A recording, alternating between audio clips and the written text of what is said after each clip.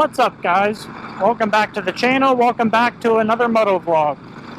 Today I am riding home a 2021 Harley Davidson Iron 1200. And if you know me, you're probably wondering, what the heck did you buy another bike? The answer is no. I am actually riding this bike home for a good friend of mine. He just bought this today. He hasn't rode a motorcycle yet. So, he's obviously unfamiliar with riding. So he said I would ride it home for him. So that's what I'm doing right now. But if you guys are new here, you're probably wondering who I am. My name's Kyle. I love riding motorcycles and I love wrenching on motorcycles. If any of those sound interesting to you, consider hitting that subscribe button and that bell icon, as you'll get notified when I post new videos. And so come join the family. As I'm going on the highway here, I was just thinking about the top 5 mods to do to any new motorcycle. Not necessarily right away, because obviously the bike can run and I'm riding it home, so there's nothing this bike physically needs. However, they're more of a want, but also for, safety and comfort as well. With that being said, the number one mod that I would do to a new Harley Davidson or any new motorcycle would be what I consider a safety upgrade, which would be LED lighting. I think that's number one in my book because obviously safety is always number one, and in my eyes you want to be seen. So by upgrading that old halogen headlight and halogen turn signals to new LED lighting, it's going to make you more visible to other drivers, so therefore it makes it for a safer ride, in my opinion. LED lighting can cost anywhere for turn signal inserts between $90 to $200 something, as well as the headlight could be anywhere. I wouldn't recommend it, but you could easily find one on Amazon or eBay for pretty cheap. Now, obviously, there comes, a quality standpoint for what you pay. The cheaper way is not always the better way. However, you could get a headlight for anywhere from probably $60 to $500. Now, obviously, the higher end of the spectrum on the LED headlight, adaptive headlight. I finally figured out the word I was looking for. For $500 something, you could get an LED projector adaptive headlight, which will help, pick, the sides of the road if you're in a turn or whatnot. So yeah, first one, LED headlight, LED turn signals. The number 2 mod that I would make to a new motorcycle,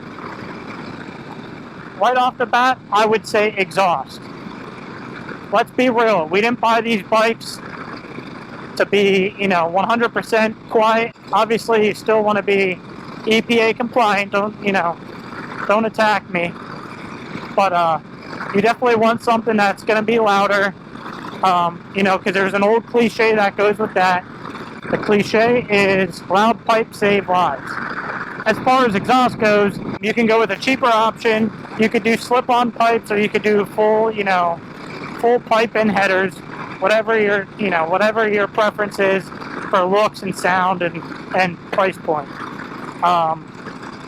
So that's going to range anywhere. I don't even know what slip-ons are going for now. I would assume anywhere between $200 to $350 for slip-ons. And then full exhaust system's going to be anywhere from probably around $400 to, I would say, probably $1,000. Obviously, there's 101 different exhausts you could go with, and then the other thing would be what brand you want to go with. That's all preference, but that's number 2 is exhaust. The number 3 mod that I would make on a new motorcycle, in my opinion, once you get the sound and the safety of the lighting, I would want you to be comfortable on your motorcycle, right? Yeah, so would I. So coming in at number 3, I would have a seat upgrade. Now, as I ride this 2021 Harley Davidson Iron 1200 home, I'm quickly realizing this seat's actually not that bad. You know, it's a cafe solo seat. However, you know, if you're going to two-up ride a lot, this seat won't work for that. So you're going to have to get a new seat to have a passenger. As well as, you know, this seat might, just because it's comfortable for me, doesn't mean it's going to be comfortable for everybody, number one. Number two is, just because this seat's comfortable for my first hour of riding, doesn't mean it's going to be comfortable 4 to 5 hours in. So yeah, that's all kind of preference again, but I think you need to be comfortable on your motorcycle because it's ideally going to make you enjoy the ride so much more. And when you enjoy the ride so much more, you're going to be riding oh so much more. I truly believe the seat is one of the first, you know, comfort mods you want to do to your motorcycle, because once you get that, I think that's pretty much the stepping ground. Once you have that base, then you can pretty much build your bike around that. You know, then you can get everything else, whether it's moving your foot controls or handlebars, you know, you can contour all that around your seat. Seats anywhere between, I would say, let's go with $250 to, there again, you could buy a $1,000 seat. So that's pretty much your range. It all depends on your preference, style, if you want it customized, and what you're looking to get. Do you want a solo seat? You know, do you want a two-up seat? Do you want a step-up seat? You know, whatever the case is. Number 4 on my list is handlebars. Like I said, this is going to piggyback off of the seat. The seat is pretty much the base, the stepping stone, as you will, to comfort. Once you get your seat selected, now you can build your handlebars and tailor them, you know, to fit you on your seat, which is for ultimate comfort. Some people might say, why did I just spend $10,000 on a new motorcycle and now I have to make all these changes? Well, for many of reasons. A, you know, the bikes come the way they are because they're trying to meet the price point to you, the consumer. B, they're also trying to build these bikes, you know, so this bike could be for anyone in the world. Well, with that being said, you know, everybody's a different height, different weight. Everybody has different length arms, different length legs, as well as, you know, some people have back issues, some people don't. You know, you could sit here all day. You know, a motorcycle necessarily isn't right off the showroom floor a one-size-fits-all. You know, but that's what they're trying to do. They're trying to build the bike from the factory that can get it to, you know, where anybody could ride it right off the bat. So with that, you know, you're going to have to make some changes if you want it to be personalized specifically for your comfort and your needs. Now, also with handlebars, there's tons of different options you could do. You know, you could do an 8-bar like this. You could do a drag bar. You could do a Z-bar, T-bar, you name it. The options are endless for handlebars. To finish up on handlebars, these, you know, can be at the price point of anywhere from $100 to $1,200. And the reason for this is, depending what bike you buy, you might not need to change your cables. You might be able to reuse the same ones depending, you know, what bars come on your bike, as well as what bars you're planning to purchase. And the $1,200 end of the spectrum is also what brand you're going to go with, you know, has a factor into the price, as well as, you know, if you do need new cables and brake lines and all that, that's going to jack up the price. Last but not least, coming in at number 5, I have storage.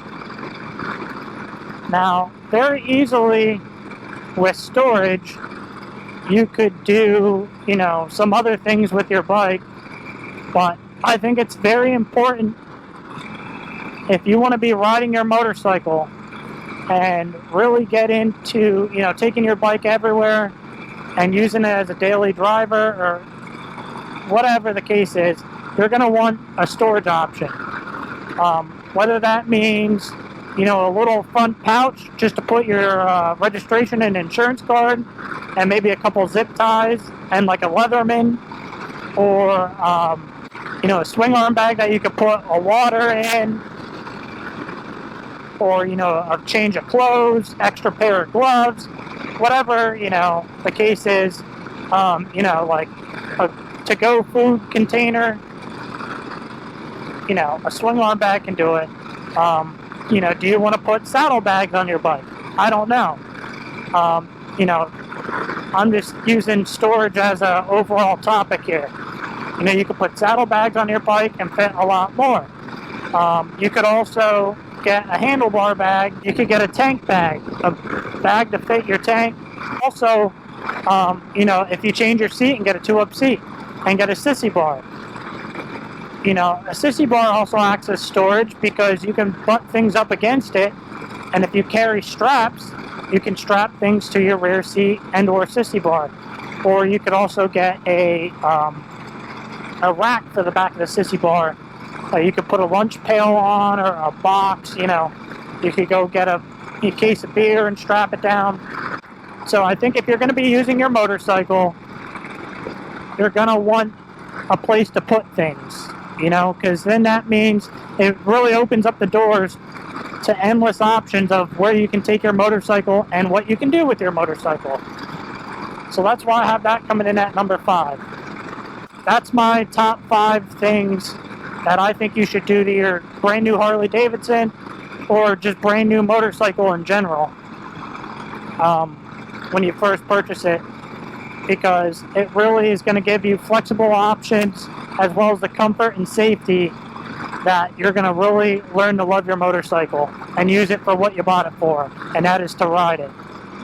Tell me if you agree or disagree with the list, and tell me your top 5 mods you'd make to a new motorcycle. But as always, I hope you guys enjoyed the video. Make sure to smash that like button, comment, and subscribe, and make sure to hit the bell icon so that way you get notified for new videos that I post. Also, I post new videos every Sunday, so make sure you subscribe so you can see future content. But as always, thanks for tuning in, and I'll catch you guys on the next one. Peace!